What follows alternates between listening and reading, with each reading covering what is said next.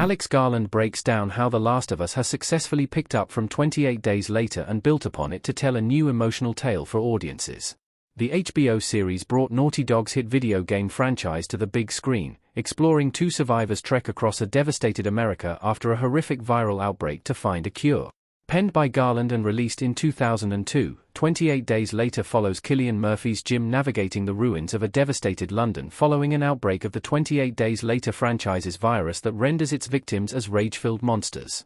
As Garland sat down with The Last of Us creator Neil Druckmann for PlayStation's latest creator to create a podcast, via Games Radar Plus, the writer had surprising praise for the franchise.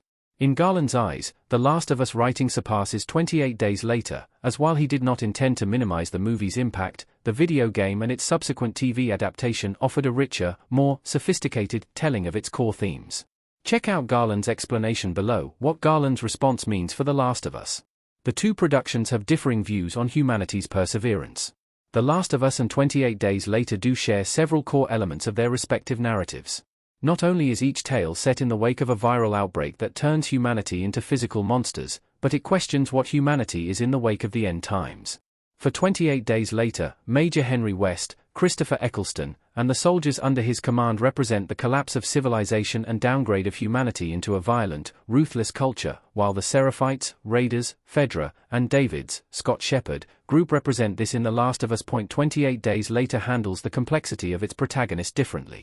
Jim has a deadlier, more brutal approach when taking on West's men to rescue his companions in 28 Days Later, but he is otherwise portrayed as the ideal survivor in the scenario, finding new meaning and optimism as the world collapses.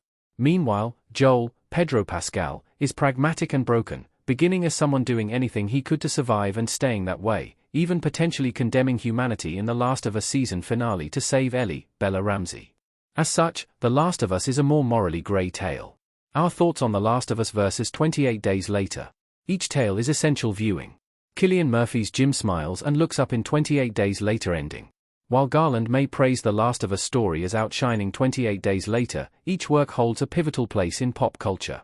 Garland and Danny Boyle's movie revitalized zombies for a new era after the subgenre became stale through terrifying new angles and a renewed interest in reclaiming humanity in the darkest times. The Last of Us would do the same over a decade later as it took a new angle on the infection, while asking its audience whether what we see as humanity can withstand the worst-case scenario. As such, each story is irreplaceable and an essential tale worth seeing.